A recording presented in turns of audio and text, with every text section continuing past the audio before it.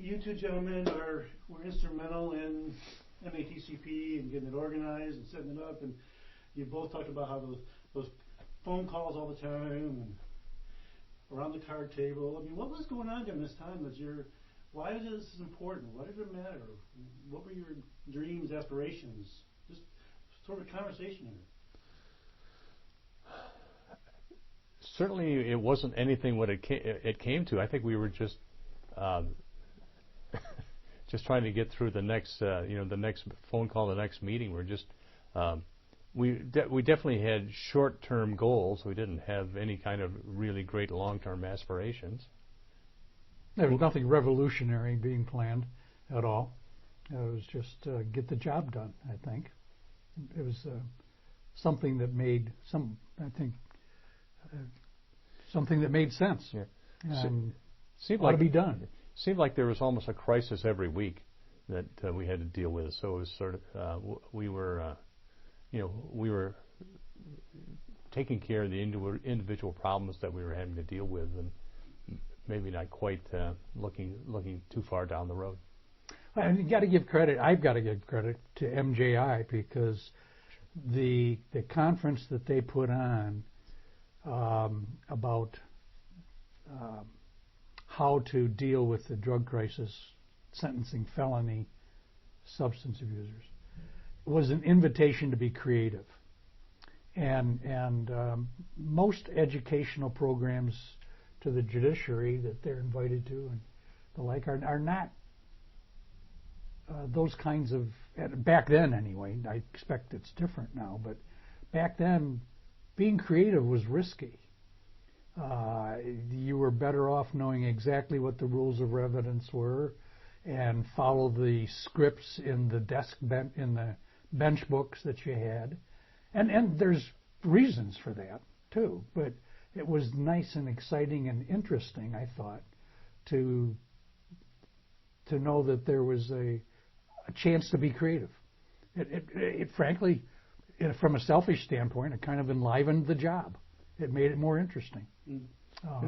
And I think it has to be said that while if you would look at these organizations and these governmental entities that maybe opposed us early on, they weren't. It wasn't that there weren't interesting and creative and people within the organizations. I mean, there certainly were. It was a matter that we had to find those individuals, and then gradually, over the years, more and more people came on board. The systems changed, but I mean, there were people out there that we could talk to, that we could share information with, we could work with. It's just was part of some of the early stuff was just finding those initial interested and creative people.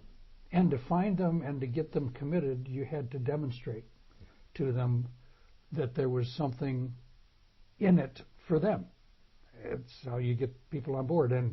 And God bless the federal government. They gave people trips, money for trips. That was something in it for them, and that was attractive. But one of the others was statistics.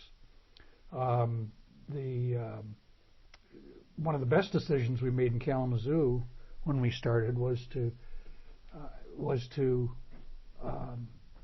have the system evaluated from day one by the Center for Evaluation up at Western Michigan University.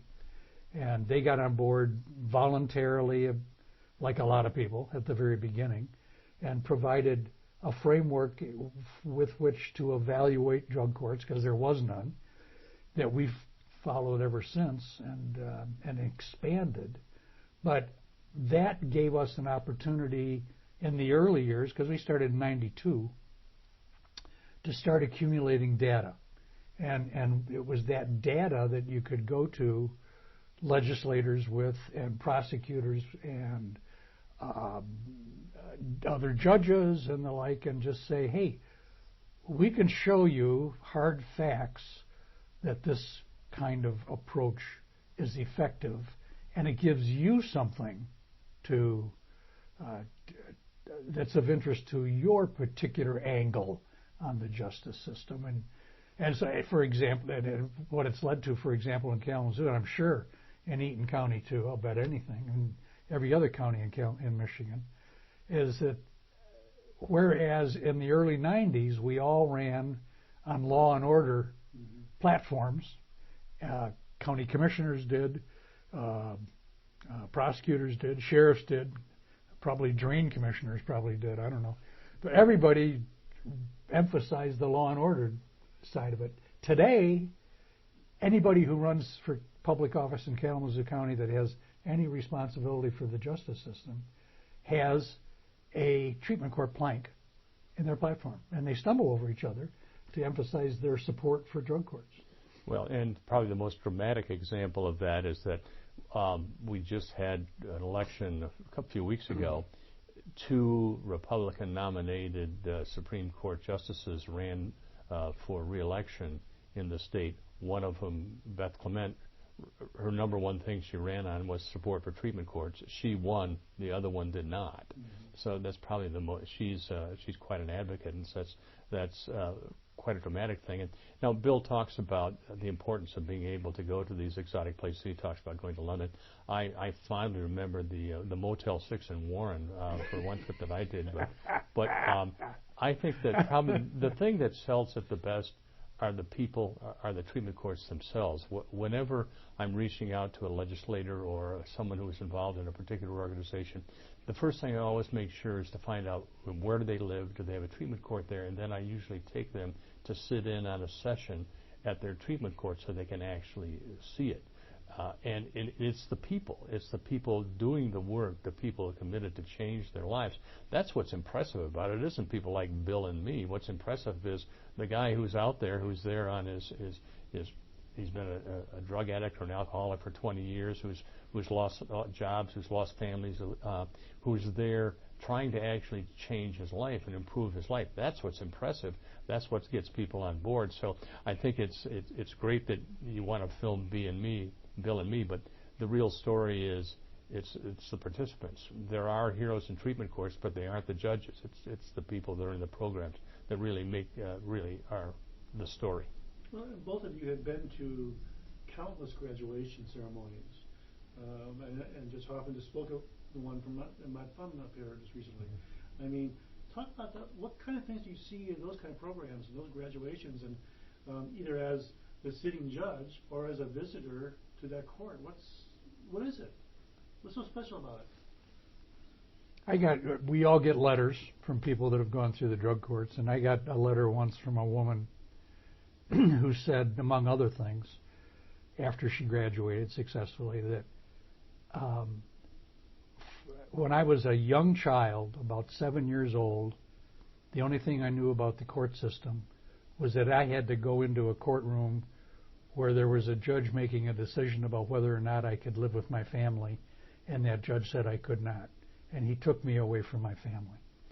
Obviously, it was a neglect proceeding of some kind. Parents weren't caring for her, but that formed her impression of the courts. She said that ever since then, I've had a very negative, hostile attitude towards the courts and the court system and judges and police and the community in general, because I saw this community as separating me from my family. What's happened, she said, through this drug court experience has been that my faith in the community has been restored. That to me is a huge benefit. If you can get somebody who's been kicked around their whole life by anybody wearing a uniform or a robe, to get them to the point where they're saying, I now feel a part of that community of which they're a part, is huge. And that happens with all the graduations. They don't all say it that way. They talk about being restored to their families and being restored to jobs, and employers say nice things about them and the families say good things. But I think that's really what's going on at these ceremonies. And it's really a reflection of what the court has done, and that is it's restored them to many communities, family, employment, civic, and everything like that. a part of it. I think that's we've all seen that. I did the graduation for David up in the Thumb a couple of weeks ago, and there's the one fellow who'd been in a car crash. He almost died, and he came back, dealt with his substance abuse issues. He literally got his life back, literally his life back. So yeah, it's dramatic. It's life-changing experiences. I think probably Judge Hoffman's experienced like I have too. The first appearances of a lot of these folks at their court session where they may or may not be under consideration for drug court, frequently it's on an original kind of an arraignment circumstance, and maybe drug courts are being talked about. But I can recall people standing in front of me with the most hostile, angry look on their face that you could possibly imagine anybody having, and anger towards you, who they don't know at all, but just because of what you represent. Those people you end up, if they successfully get through the drug court system, you end up marrying them, doing wedding ceremonies for them. You go to some celebrations they have. You go to some sad events that they experience. I've stood at the bedside of drug court graduates that are dying, and those are very profound kinds of experiences when they occur, when they happen. So one of my favorite ones was I had a woman who was a drunk driving case. The police officer chased her across a farm field. When he finally caught her, she blew a 4.0, which is near death. She ought to be dead. Yeah. And she really did not want to live. And our probation officer, and by the one people we don't give enough credit to sometimes for the probation officers, these are the guys and gals who are really in the trenches, couldn't get this woman to want to live. And she was digging through her purse during one of these stormy sessions she had, and there a picture fell out of 3 little grandkids, children. And she says, "Well, who is that?" And so those are my grandchildren. I don't see them. And he said, "Well, wouldn't you like to see your grandchildren?" And he kind of worked out this deal with her that if she would get clean and sober, he would go to the probate court, and see if she could work out so that she could see her kids. So sure enough, eventually, about a year and a half later, graduation takes place. And part of what was fun was this police officer who chased her across the farm field is there to give her graduation certificate, and he couldn't find her because she looked like a different species. I mean, she looked like a different human being. And so, I mean, he's standing there crying. The tears are because the grandchildren go up to him and say, "Thank you for giving us our grandmother back." And there's this 300-pound police officer who's just tears running down his face. I mean, those are sorts of things that you don't forget. You don't forget. And I think it's good you can talk about the MATCP in this context too, because early on in particular, but continuing, it was really important that prospective new judges and county commissioners and legislators could have a place where they could go and hear these stories. Invariably, it would lead to visits to courtrooms, but shy of that, or follow on a visit to a courtroom, but that was really important to have a place where these ideas and experiences could be shared, because it was something that is very experiential. You get so far reading in black and white about drug courts. At some point, you've got to see that happen, what you talk about in your courtroom, and a police officer giving a certificate to a person graduating. But the association made that possible, and got a lot of people interested who never would have stuck their toe in the water because they saw somebody else that was willing to take it on, and they see what benefits came out of it. And that was because the association pulled them together. What I'm hearing is it sounds like is the graduation and the participants that have changed their lives, that's our story for the heart. And then the research and the science is our story for the head. And between the two, it's a powerful combination to convince legislators, convince judges and prosecutors and defense attorneys and that to say this works and it matters. Yep, everybody comes to this for different reasons, and you got to find something that appeals to them. Saving money is very important to county commissioners, and you got to be able to demonstrate that you can save the money.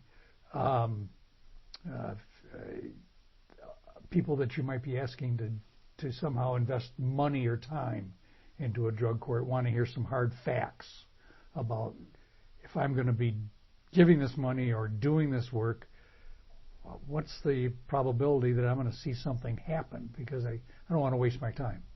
And so drug courts have been evidence-based. They were evidence-based before people were talking about evidence-based. Now it's a popular overused term probably, but it's really among the things that, along with the stories, that got the drug courts successful and kept them going. Judge Hoffman, you were here during the filming to some extent of Judge Schmay, and you heard him sing your praises for the association and give a lot of credit to your work in this effort. What do you think about that? Well, I mean, we all have brought to the effort our skill sets, and Bill's skill set is different than mine. He's the great original. He is the creator, and I'm more like the system builder. I'm sort of he flies high and I kind of slog through the mud. It's a partnership, not just between he and I, but from all the other people that have contributed. He's, as always, he's far too kind, and it's been a team effort, and I've just been happy to make my contribution. Harvey's kind of the soldier in this thing. The soldiers are trained to think about how do we get it done, and that's really the attitude he's brought to it. That's been so beneficial. That okay, it's a great idea. How do we get it done? And that's what he keeps working on. I want to go back to Senator Cropsey too, the person that Harvey talked about having, as head of the Judiciary Committee, having had a significant role in the development of the drug courts, and in the context of how people change when they learn a little bit about what's going on. And Harvey described how Senator Cropsey went to a drug court, ended up staying all day, and became an advocate for drug court legislation and the like.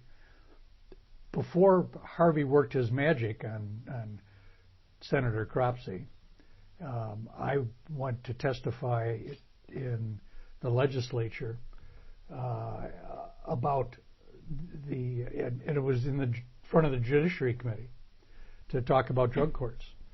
And I remember as I spoke about drug courts to the committee, Senator Cropsey was looking at me with a very skeptical scowl on his face, and I made my little pitch, and after it was over, the members of the committee were invited to ask questions, and Senator Cropsey said, this is, remember, about 1993, maybe 94, something like that. He said, I have one question I want to ask you. Where's law enforcement on this? Well, at that time, there was nobody on this, including law enforcement. I had to string out the best possible circumstances I could possibly think of to demonstrate to him that, well, they weren't shooting at us with live ammunition, but they weren't really the leaders. And he said, okay, that's it, all I want to know. And he folded his arms. When I talk about body language, folded his arms, crossed his legs like that, and looked out the window. And he never changed his attitude through the entire hearing. So that's the kind of a guy that you got to change and become a supporter. by exposing him to the stories and I'm sure the evidence. Well, And yeah, it's the I kind get of it, I get it. animosity that we face. Well, or it's true. I mean, that's skepticism. that's what we had to deal with. Yeah. But it wasn't me that turned him. It was those people at the graduation at the Mount Pleasant treatment court that turned him. I mean, he knew me as a Republican, and so that helped. I mean, that maybe was how I was able to get him to give us 15 minutes on his birthday to go to sit in on a graduation on something that was going on in his district. But it was the people in the program that got him. See, this has been a good example of the fact that there can be cooperation between Republicans and Democrats. And Harvey and I are on opposite sides of that, but although I suspect he's pulled some levers behind closed curtains that he's not willing to admit to, but otherwise he wouldn't have come forward. This has been a program. It has been an effort, an endeavor that has crossed political lines. It doesn't matter if it's conservative or liberal. Both sides can recognize benefits that are in tune with what they believe. Yeah. And whether it's cost savings, whether it's addressing the treatment, whether it's a combination, we're seeing it here. And so you've been seeing that change as well, because as you said, Senator Crapsey, and I think we can get both parties now have come out fairly supportive of this effort, no matter who's in charge in the sense of who's in power. One of the people who really lifted the drug courts into reality and it gave them legitimacy and a future was Governor Engler. Hardly the screaming liberal in Michigan gubernatorial history, but and he had conditions on he dangled money, but he had conditions on what had to be accomplished as a part of the money, and it was enough to get people on board, and he used that, and he saw it as having benefits from both sides. The story how Engler came on board was it was interesting because I would be the Republicans would meet up on Mackinac Island every year where there's not an election, and it would the main thing when you had a Republican governor, you would go to the governor's mansion. They'd greet you out on the porch, shake hands, what have you. The first couple of years that I did that, and he knew I was in drug courts, it was a frosty handshake. But around 2000, 2002, there was an effort to decriminalize all drugs. George Soros had started an effort in the state, and MATCP, along with PAM and 2 or 3 other organizations, sort of led the effort, and we wound up keeping it off the ballot. And the Engler people originally thought, well, aren't you drug court people going to support that? And we said, why would we support that? And then we talked about that, and then they saw us being involved in the effort on that and us being effective on that. And that was sort of one of our big early political fights, and we turned out being successful. And that's what turned Engler. And then Engler started giving us money because he realized that we weren't, we were sort of middle of the road, sort of reasonable kind of an approach. And so it's sometimes that was one of the situations where political involvement wound up getting us a major ally. Yeah, it's funny because Republican administrations, in many ways, both Snyder and Engler, have in some ways been more supportive of us than some of the Democratic administrations. But it's a complex situation. But yeah, that's how we originally started our relationship with John Engler. It bridges political philosophy. Yeah, it does. Kalamazoo, when we started in the early 90s, was dominated in the city commission and the administration and in the law enforcement community entirely by Republicans. But what got we relied on getting the county commission on board heavily in our community, and these are all local They're all reflections of the local legal culture. Still today, I'm sure, but we felt we had to really get the county commission on board, which was almost all Republican, and they liked the cost-saving factors of it, and didn't feel threatened by the fact that there was also people being benefited by any, certainly not against that, but the fact that it saved money, and we had stats to demonstrate it. They said, "Hey, that makes sense, and we'll do that." So, well, also with Schneider was sort of interesting because we were having one of our conferences out at the Kellogg Center in Lansing, and when he was early in his administration, we got him to come to the conference because we had about 700 or 800 people coming. So he came, spoke, he walked in, and he sees these 700 or 800 people. Goes, "Hey, this is really a big organization." We said, "Yeah." So anyway, so he's giving a speech, and Brian McKenzie and I are up sitting next to him, and people are giving us questions, and one of the questions that was a fake question, but it came in. It said, "Governor Schneider, would you be willing to attend the treatment court session?" Of course, Brian wrote that and gave it to me. And so I read that to him, and he goes, "Well, I'd love to." And so there's a drug court. Judge Alderson has a treatment court right across the street from his office in downtown Lansing. And so we got him to go and watch a session.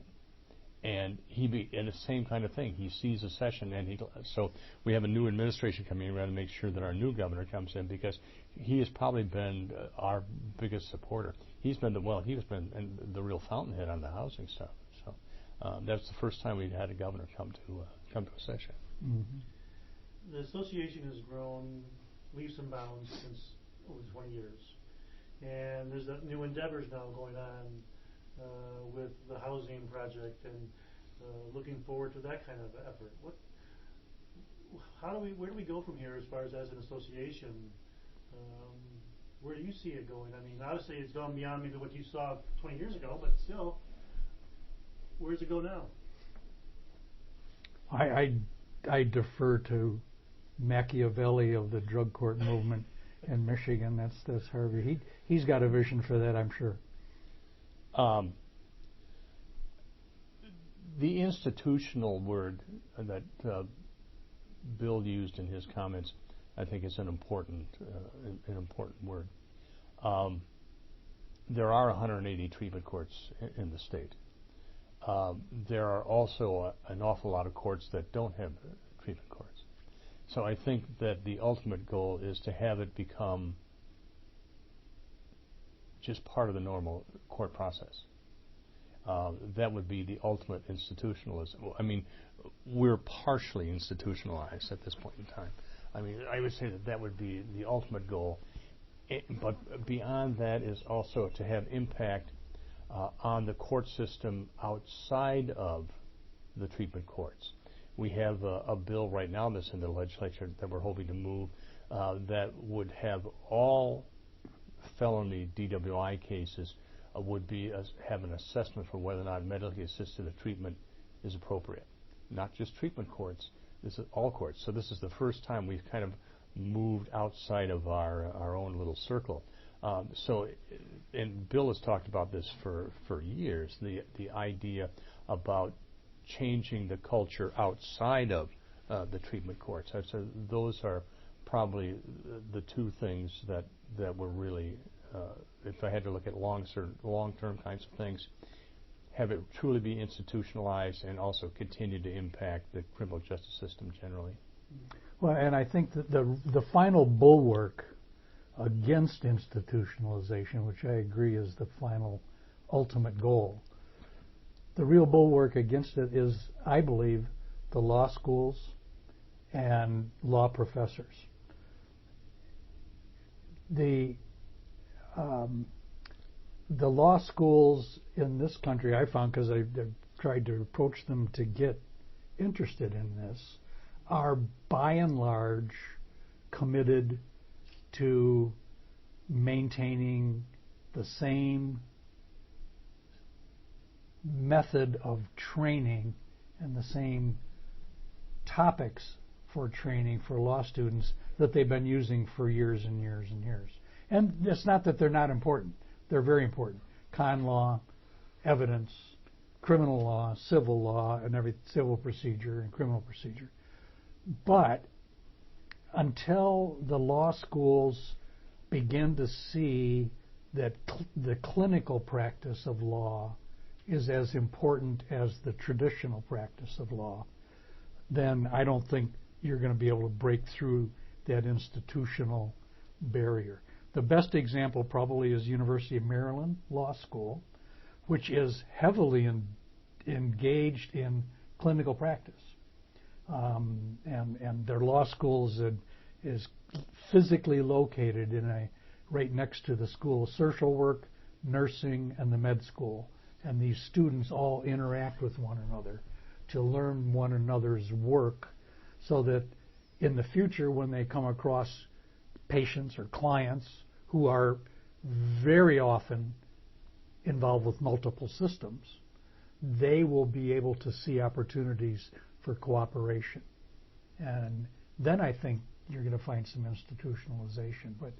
But having talked to deans and professors in law school, it's kind of like the attitude they have towards personal injury lawyers, that they're the ambulance chasers. And when you talk to them about clinical law, they think they're the people that are just kind of warmed over social workers that don't really have a sense for what the real practice of law means. So I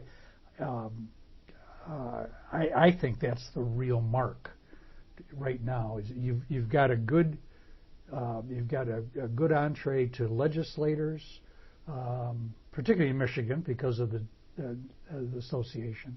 Got an entree to the legislators. Got an entrees to the executive branch. The judicial branch is I think the hardest nut to crack, and that's not going to crack until new lawyers start coming up who have an appreciation for that clinical practice and its role in society. And that, I think, is happening. The new young judges I see are more open to the attitude. The new young prosecutors that come along are more willing to look at it because they're hearing about it, I'm thinking, a little bit in law schools, and they're coming into jurisdictions where there are these established systems, and they're willing to fit into them. Yeah. The other system that is horribly lacking is the system in terms of medical and treatment services. We in some ways have outstripped our capacities, in that yes, we have 180 treatment courts, but if you try and find a place in the thumb where a person needs to get medically assisted treatment, even Vivitrol, you got to drive to probably Saginaw to get it. I mean, you get to the UP, you could probably fire a cannon across the Upper Peninsula and not hit a methadone clinic. The number of physicians who are addictionologists, who are specializing in addictive medicine, you could probably count in the state of Michigan as probably 50 or less for the entire state. So, and there are systemic issues there in terms of payment issues and Medicaid availability, and I mean there's a whole partnership that is lacking, which we are starting to develop. And when you interview Gino Salamone, if you talk about, I mean, each of us has done something that tends to be outstanding, and I think Gino has started our outreach towards the medical community, developing a relationship with Michigan State Medical Society. As a matter of fact, we're doing our first cross-training between the treatment courts and the medical community between Eaton and Ingham County later this month, which is something that's been worked on with this work group that Gino has put together between us, the Michigan State Medical Society, and DHHS. And so trying to get the treatment courts working and talking with the doctors. I mean, first of all, there's probably no two more arrogant groups of people in the world than doctors and judges. I mean, trying to get them to work together, to share information, to cooperate. This is an interesting challenge, but I mean, you have to have that, because whether we like it or not, we're starting to bump up against each other all the time. Mm-hmm. Particularly, I mean, the opiate crisis is what's really kicked it off, but more and more it's a question of judges do not have the capacity or the power to deal with these medical issues of these people. both physical issues and mental health issues. And unless we are creating a more broad-based partnership and team with our treatment courts to bring in the medical community as part of it, I mean, how is it that we're going to solve this person's problem if we're not addressing the medical and mental sorts of issues? And that can only come from bringing in that profession. So over the next 10 years, I think that's going to be one of our key goals, is to develop those relationships and greatly increase the treatment capacity. I used to like to say that I grew as I became aware of this relationship between health and criminal justice, that I began to feel that instead of putting a black robe on to go into the courtroom, I should put on a white jacket and stick a tongue depressor in my pocket and go in, because it was clear that I was dealing with medical issues all the time. And it's only become more so, as you said, because the opiate crisis has thrown the groups together. I'm really encouraged by examples of cooperation. As the annual substance abuse conference we have in Kalamazoo now is a cooperative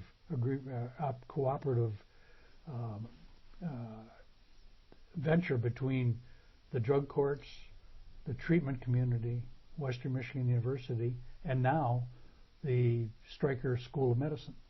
And so, for example, at an annual conference like that, we've got maybe 10 to 20 residents that come and spend a day hearing about substance use disorders. And nobody is less, it's so ridiculous.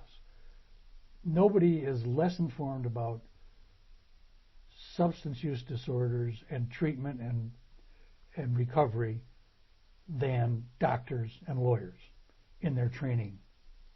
And so I again go back to the law schools and the med schools, as you have, and suggest that as they are trained, and that's why I think the emphasis needs to be on getting the students to become aware of it.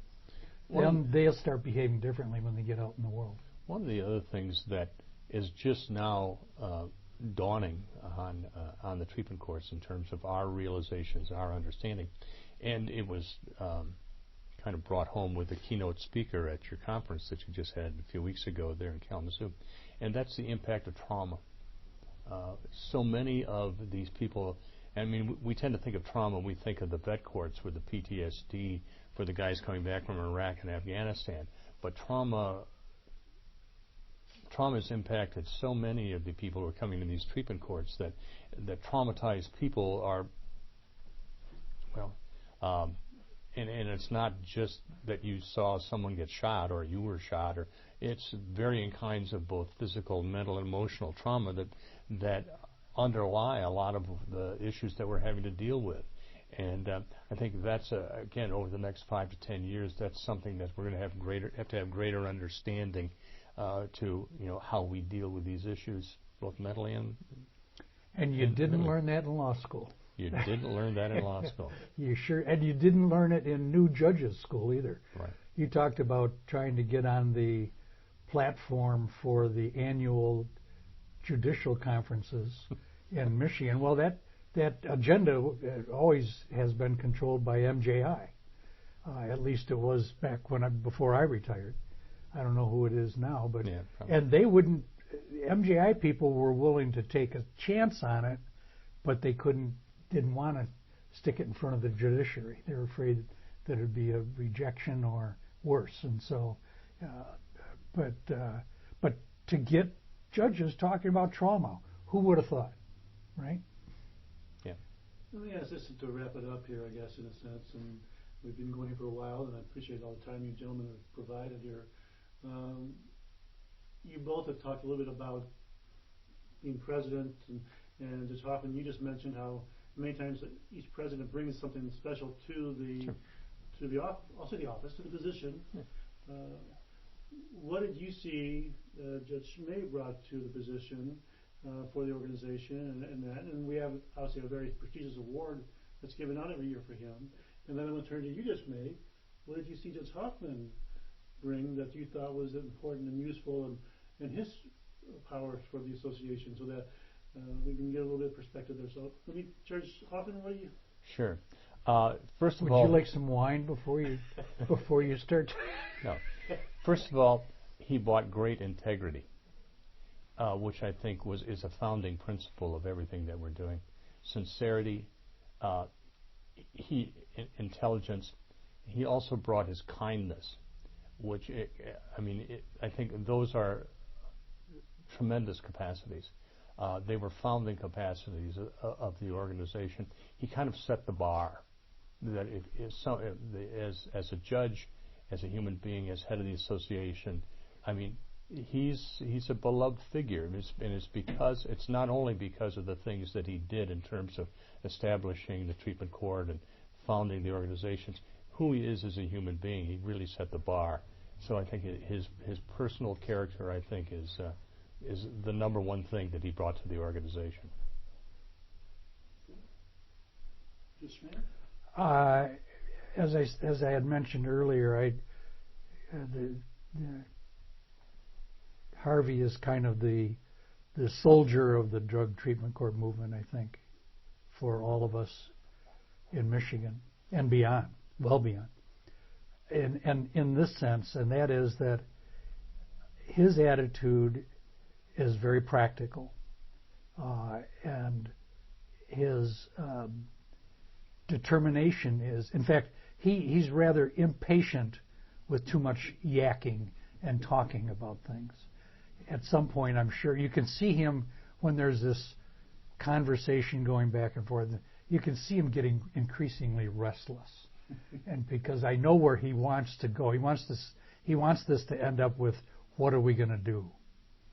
What are we going to do to expose people to this work? What are we going to do to institutionalize it? What are we going to do to make an association grow? What are we going to do to make the programs better? It's just, he's a doer, and kind of a person to get things done. And I guess one of the blessings of the whole thing has been that I was able to blah blah blah about a lot of stuff that Harvey was willing to sit through patiently listening to, all the while thinking, I can do something with this. And I'm just waiting for him to shut up, and I'm going to start.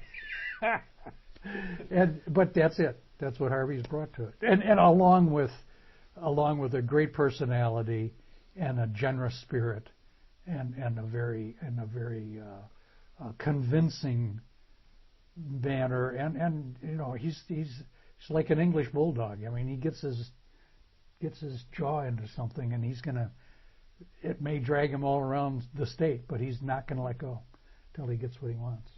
So that's what I see. Well, gentlemen, I think that will give me plenty to work with. Good. Yeah, good. Good. You're boiled.